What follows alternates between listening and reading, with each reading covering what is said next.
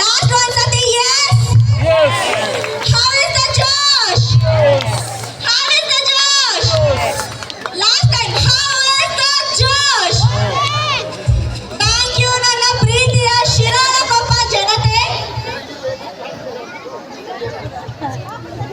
So ಈಗ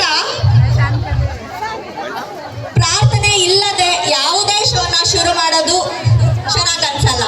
so ಒಂದು ಪ್ರಾರ್ಥನೆಯ ಮೂಲಕ ಈ ಒಂದು ಕಾರ್ಯಕ್ರಮನ ಶುರು ಮಾಡಿಬಿಡೋಣ.